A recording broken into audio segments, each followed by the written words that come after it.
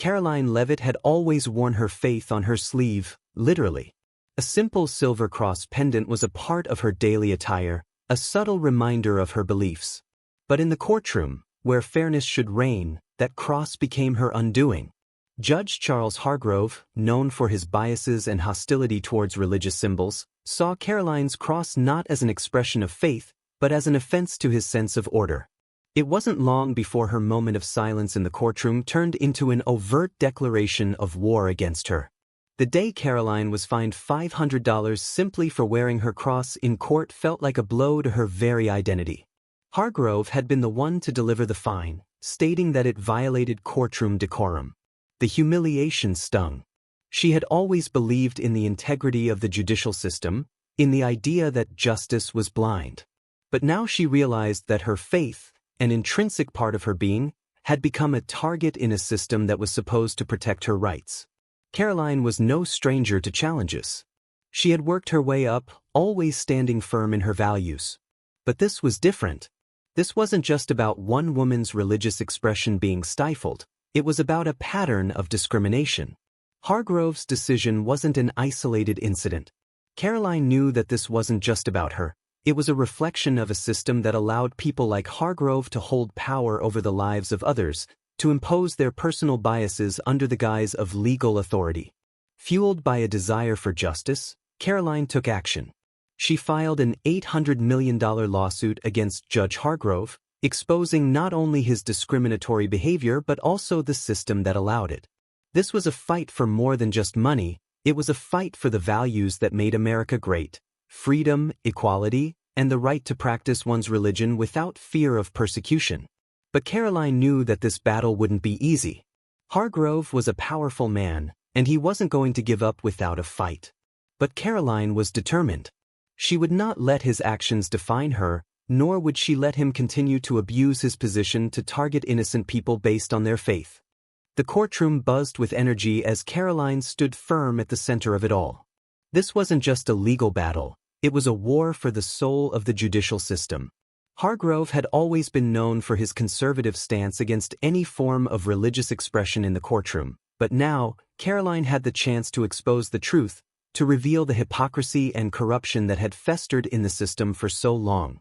The lawsuit had caught fire in the media, and Karoline knew that if she could prove her case, she could bring about real change. As the trial began, Karoline's team called witnesses, each one contributing another piece to the puzzle of Hargrove's extensive bias.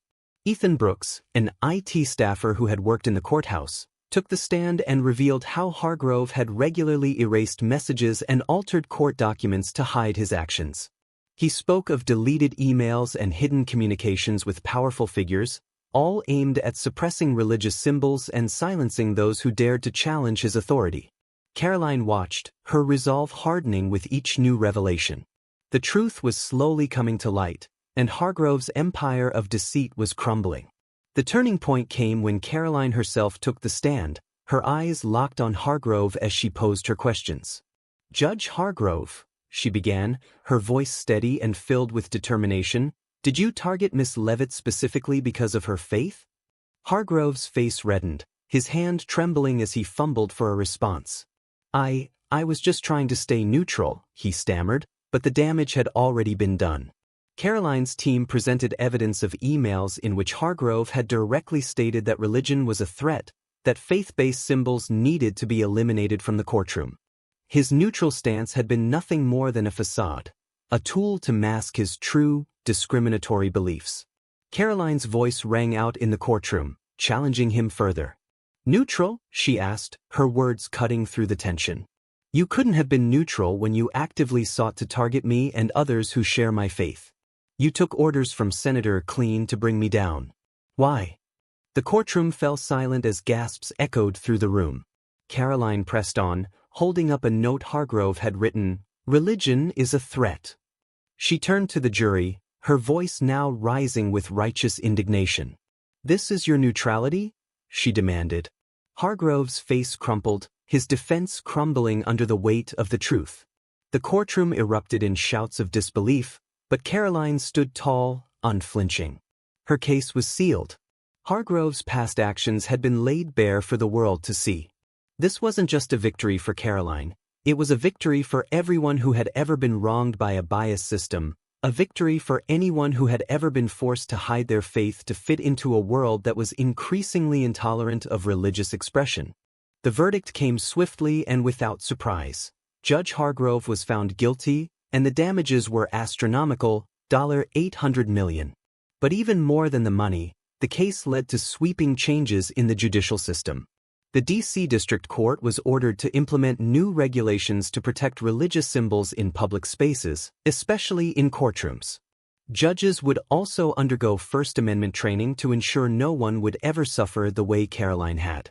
It was a win, but Karoline knew this was only the beginning. Her victory reverberated far beyond the courtroom. Social media exploded with support, and her story went viral.